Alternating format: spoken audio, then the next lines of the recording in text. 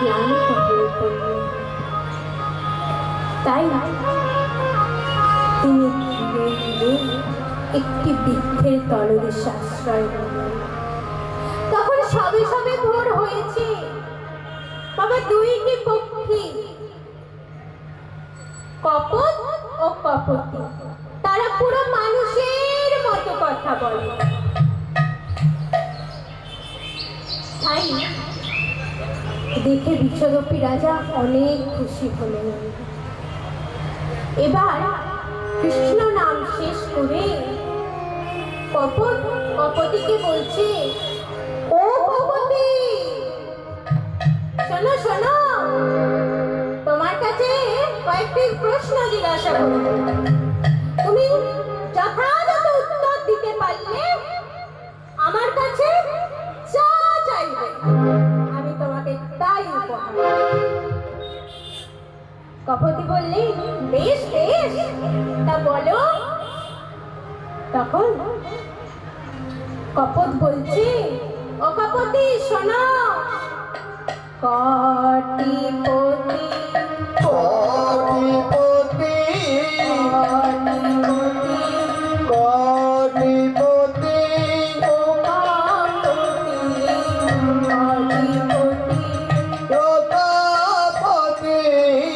কটিপতি সতী নারী কটাপতি ও কপতি কপতি সতী নারী কটাপতি ও কপতি কপতি ও কপতি, বলো দেখি সতী নারীর কটাপতি। কপতি বলছে, ও এই প্রশ্ন, আচ্ছা বলো তো কপত, আমি যদি সঠিক উত্তর দিতে পারি। কপত বলছে, শোনো কপতি, তুমি যদি সঠিক উত্তর দিতে পারো আমার কাছে তুমি যা চাইবে আমি তোমাকে তাই দেব। কপতি বললেন, বেশ বেশ, তবে তা শোনো। শুনুন মায়েরা, সতী নারীর কটা পতি? কপতি বলছে, দুইটি পতি দুইটি পতি দুইটি পতি সতী নারীর দুইটি পতি। সতী নারী দুইটি পতি দুইটি পতি কিভাবে? তাহলে শুনুন, নিজ বলিয়া জগৎপতি সতী নারী দুইটি পতি। নিজ পতিয়ার পরপতি সতী নারী দুইটি পতি নিজ বলিয়া জগৎপতি সতী নারী দুইটি পতি। আর নিজ পতিয়ার জগৎপতি সতী নারী দুইটি পতি কপতি এই প্রশ্নে কপতি উত্তর দিল, সতী নারীর দুইটি পতি, একটা হলো নিজের পতি আর একটা হলো জগৎ।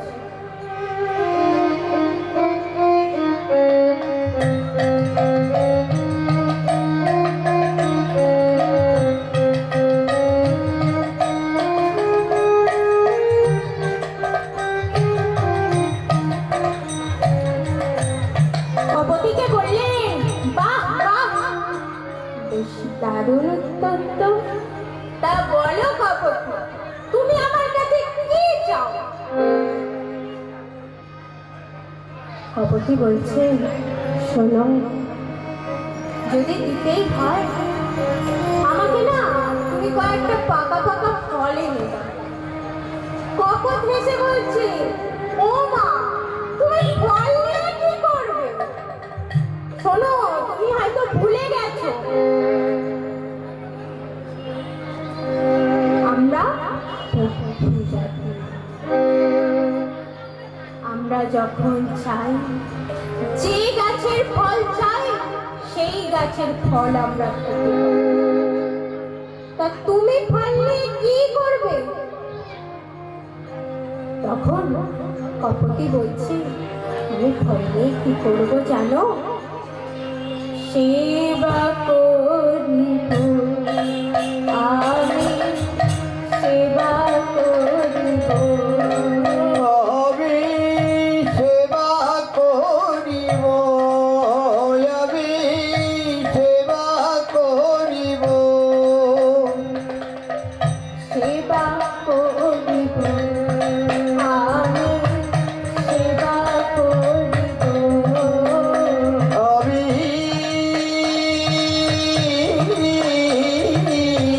সেবা করিব, আমি সেবা করিব। ও দিদি নারায়ণের, ও দিদি নারায়ণের, সেবা করিব, ও সেবা করিব আমি, সেবা করিব। অতিথি নারায়ণের, অতিথি নারায়ণের, সেবা করিব আমি, সেবা করিব, আমি সেবা করিব। কপতির এ কথা শুনে কপট বলছে, বলি ও কপতি, আমি না হয় তোমাকে পাকা পাকা ফল এনে দিলাম, কিন্তু এই গভীর জঙ্গলের মধ্যে তুমি অতিথি পাবে কোথায়? কপতি বলছে, শোনো শোনো, একবার ওই বৃক্ষটার নিচে চেয়ে দেখো, একটা অতিথি এসেছে, তাকে দেখেই মনে হচ্ছে তিনি খুব রুক্ষ সূক্ষ্ম, বড়দিন যেন তিনি কিছু খায় না।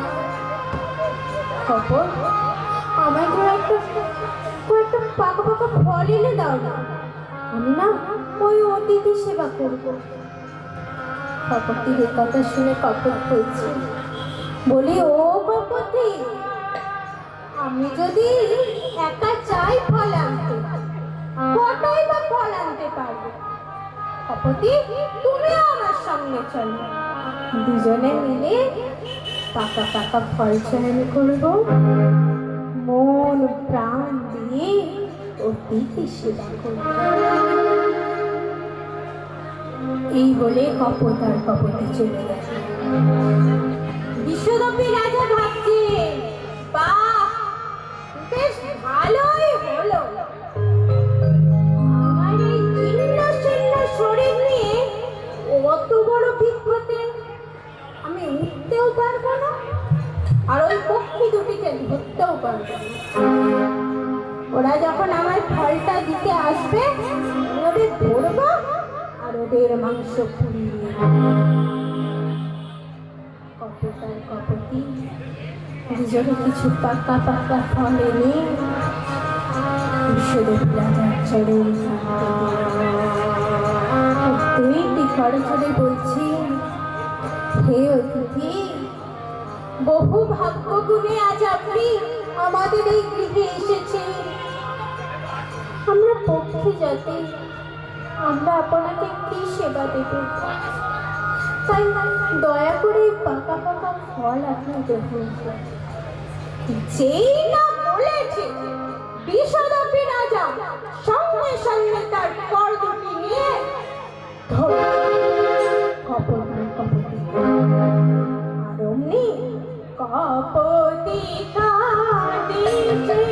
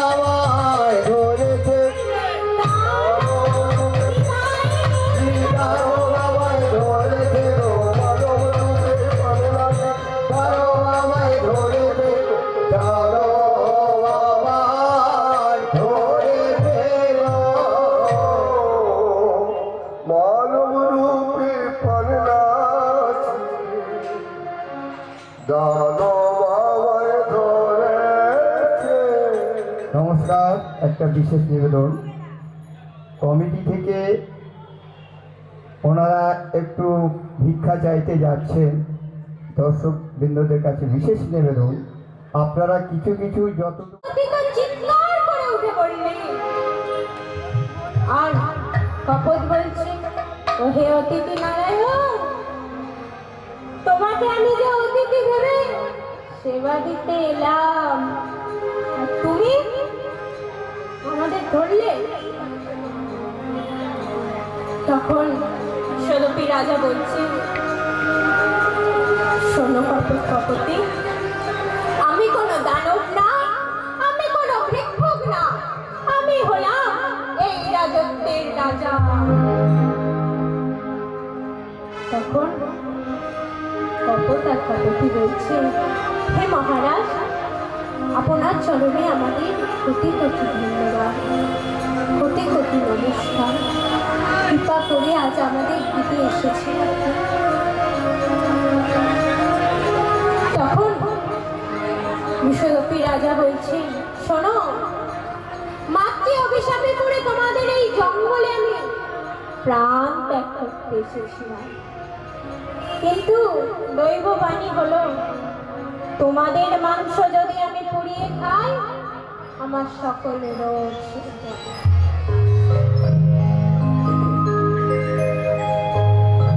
তাই তোমাদেরকে আমি ধরেছি।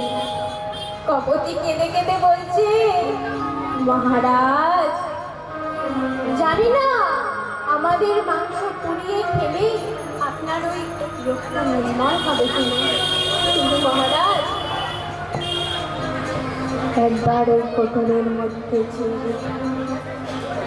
কোটরের মধ্যে ছোট্ট ছোট্ট দুটি শাবক আছে, আমরা দুজন একা নই, যাদের বদলে বদন দিয়ে না খাইয়ে দিলে তারা খেতে পারে। যদি আজ আপনি আমাদেরকে হত্যা করেন, আছে এই মনে বনে রোদে ওতায় আছে এই বনে বনে। বনে রোদে হোতায় আছে এই বনে বনে সর্বব্যাধি ভালো হতো,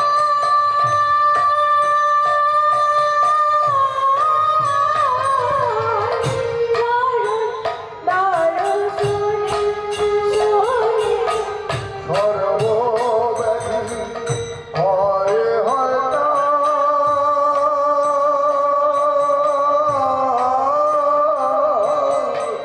চরণ দর্শনে চলে সর্বব্যাধি আর হতো,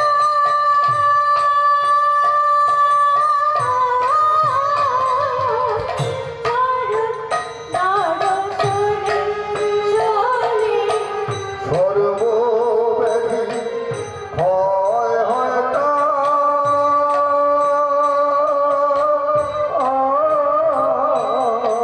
চরণ দর্শনে চলে কোনো ব্যাধি থাকে না, কোনো ব্যাধি থাকে না, কোনো ব্যাধি থাকে না, কোনো ব্যাধি থাকে না, হয় সকল যাতনা, কোনো ব্যাধি থাকে না, হয় সকল যাতনা, কোনো ব্যাধি থাকে না, হয় সকল যাতনা, কোনো ব্যাধি থাকে না, ব্যাধি থাকে না, কোনো ব্যাধি থাকে না, ব্যাধি থাকে না। বাহ, কপট, কপতি, তোমাদেরকে আমি ছেড়ে দিই আর তোমরা উড়ে যাও, আর আমার এই জীর্ণ শীর্ণ শরীর নিয়ে আমি তোমাদের ওই বৃক্ষতে আরোহণ করতে পারবো না, তোমাদেরকে ধরতেও পারবো না।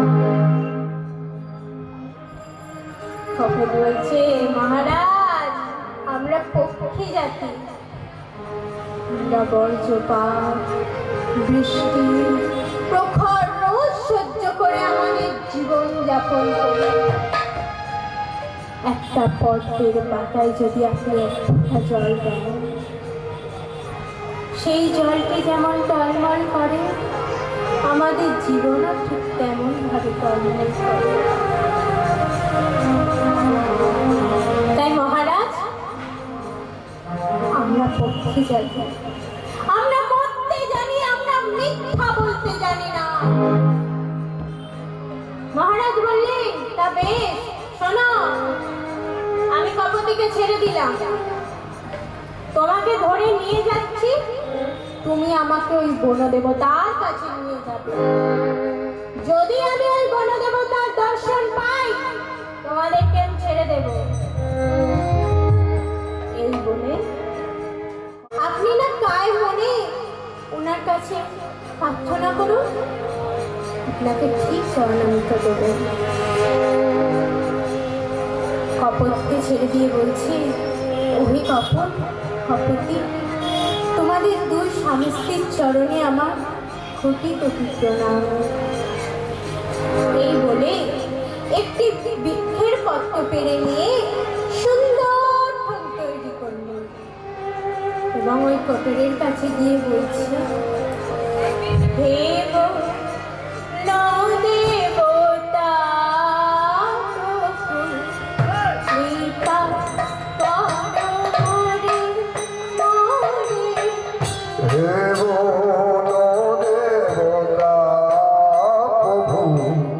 কৃপা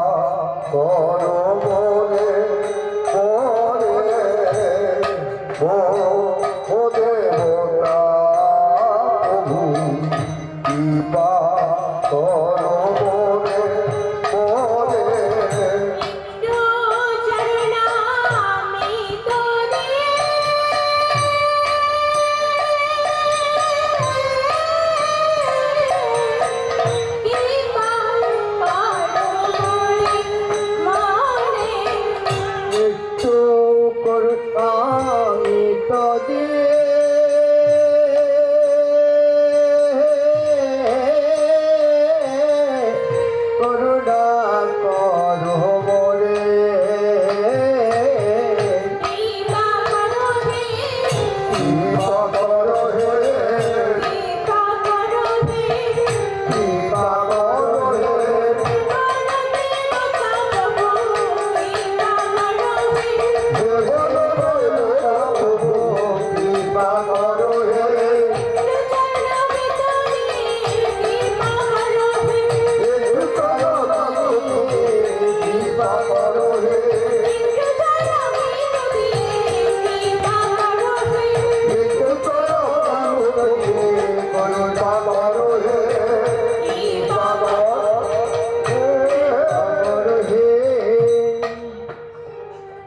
বনদেবতার কাছে অনেকক্ষণ কাঁদার পর বিশ্বরূপী রাজার পরীক্ষা করবার জন্য একটি চরণ বাড়িয়ে দিল।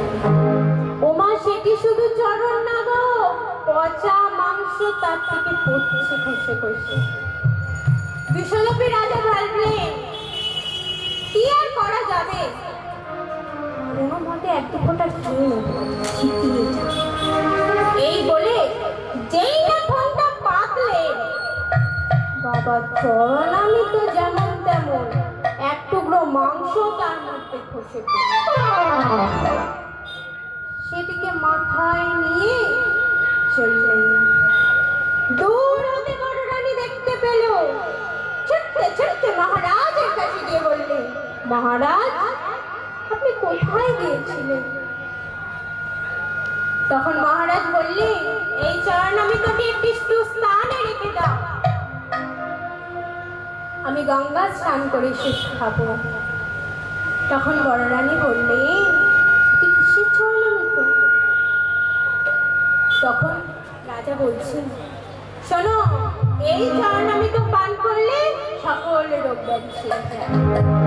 এই বলে মহারাজ চলে গেলেন। এইবার বড় রানী মনে মনে ভাবছে, না জানি কোন মহাপাপে মোর শিরক্রিয়া হয়ে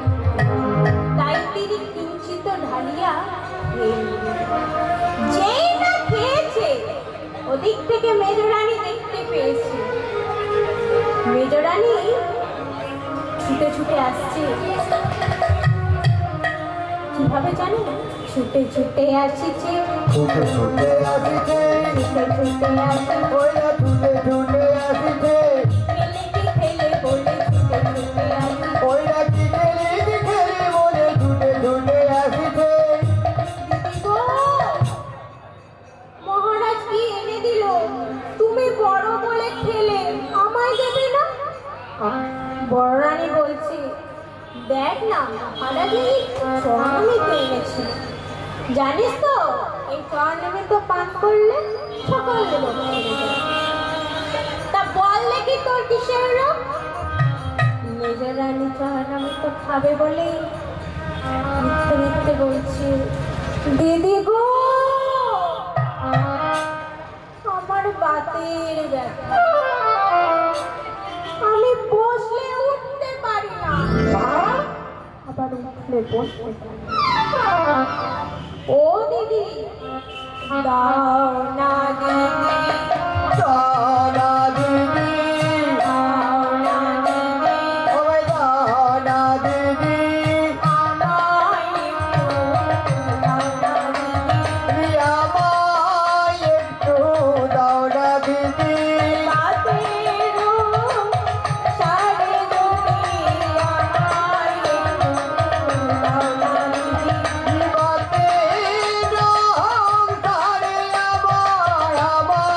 একটু দাও না দিদি।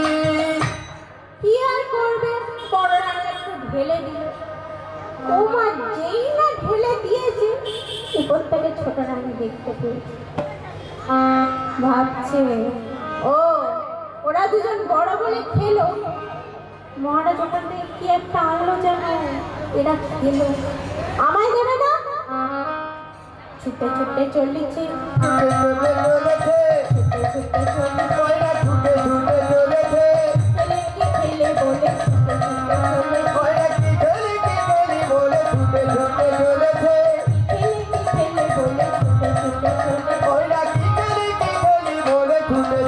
চলেছে। দিদি গো, মহারাজ ওখান থেকে কি আনলো? তুমি তো খেলো, বদ্দিও খেলো, আমার দেবে না? তখন বলছি, ওরে মহারাজ একটু চরণামৃত এনেছিল, এই চরণামৃত খেলে সকল রোগ সেরে যায়। তাই একটু খেয়েছিলাম রে। তুই যেন আবার মহারাজকে বলিস না। আর বল দেখি তোর কিসের রোগ? তুই চরণামৃত খাবি বলছিস।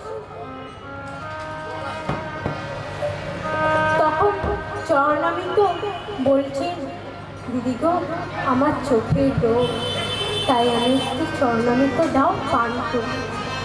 এমন করে 3 রানী চরণামৃত পান করলেন, রাজার ভাগ্য হলো না। রাজা যখন দেখলেন শুধুমাত্র মাংসের টুকরো পড়ে আছে ওই চরণামৃতকে, তাই ঘৃণায় নর্দমায় ফেলে দিলেন, এবং সেই নর্দমা থেকে অভিশাপ হলো, সঙ্গে বিষদপি, তুই যে আমার চরণামৃত ঘৃণায় ওই নর্দমায় ফেললি, তাই পরজন্মে হবি কালিও না।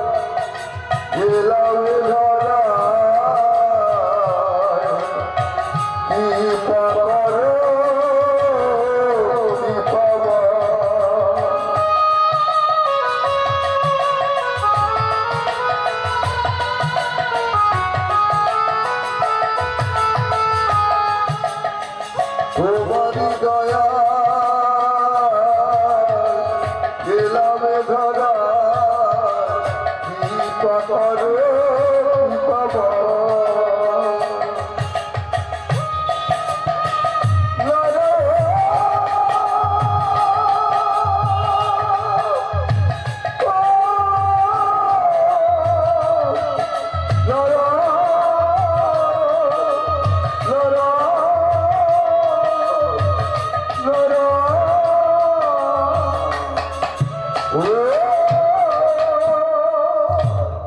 বিশ্বরূপী রাজা তাই পূর্ব জন্মে হলেন কালীয় নাগ, যে কালীয় নাগের বিষ জল পান করে আজ সুদাম সকল রাখালগণ মারা গেল। কানাই ওদিকে বহুক্ষণ অপেক্ষা করার পর যেই না কালীয় দহের তীরে এসেছি, দেখলে সবাই মারা গিয়েছে। তাই কানাইয়ের কোমল কটকে নিয়ে ভুলায় দিতে সকল রাখাল বালক জীবিত হয়ে পড়ল এবং কানাই ধীরে ধীরে সেই কালীয় দহে ঝাঁপ দিল এবং সেখানে গিয়ে কালীয় নাগের সাথে যুদ্ধ করে একটা একটা করে তাদের বিষদন্ত ভাঙতে লাগলো। যেই না বিষদন্ত ভেঙেছে, সঙ্গে সঙ্গে ঝলকে ঝলকে রক্ত ভাসিয়া উঠিল। ঝলকে ঝলকে রক্ত ভাসিয়া উঠিল। ঝলকে ঝলকে রক্ত ভাসিয়া উঠিল। ঝলকে ঝলকে রক্ত ভাসিয়া উঠিল। কালিয়া দহের কালো কালো রক্তে মাখিল। আজ কালিয়া দহের কালো কালো রক্ত হলো। আজ কালিয়া দহের কালো কালো রক্ত হলো। সবাই ভাবিছে, সবাই বলছে, সবাই ভাবিছে, সবাই বলছে,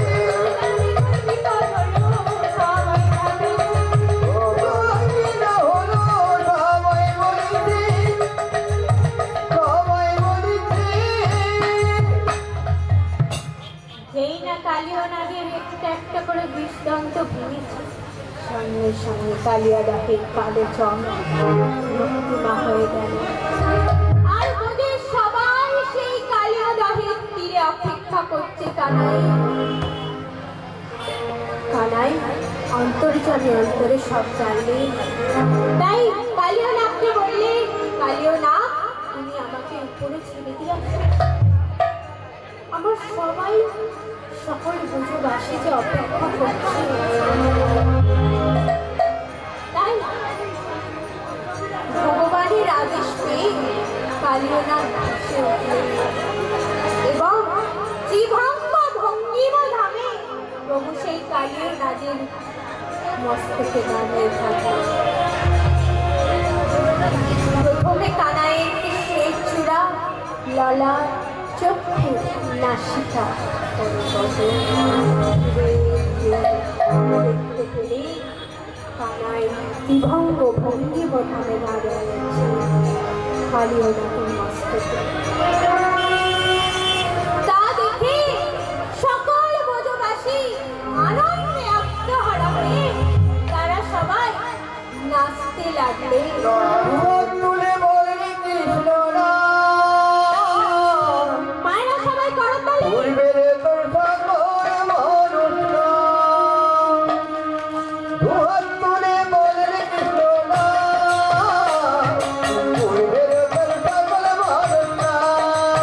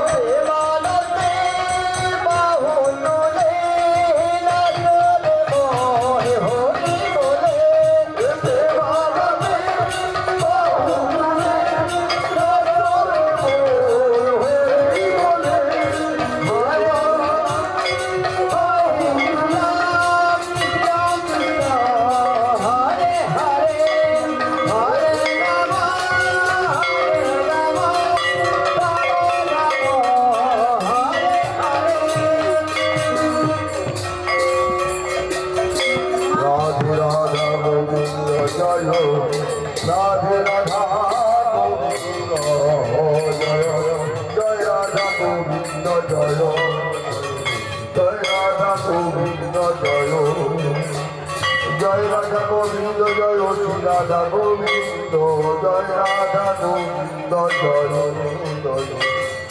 রাধা গোবিন্দ জয় জয় রাধা গোবিন্দ জয় শ্রী রাধা গোবিন্দ জয় রাধা গোবিন্দ জয়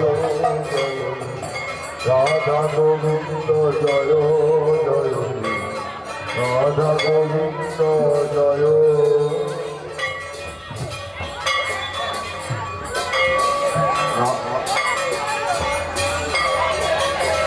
আমাদের কাছে কাঠ আছে, যাদের কাঠ নেওয়ার কাঠ নিয়ে যাবে।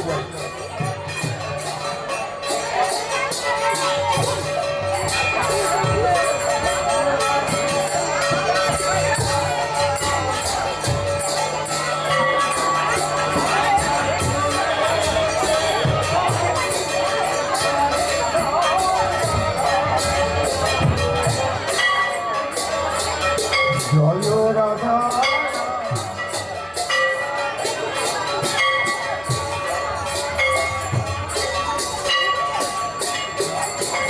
রাধা আজ বসেছে গাইতে জয় রাধা আজ বসেছে গাইতে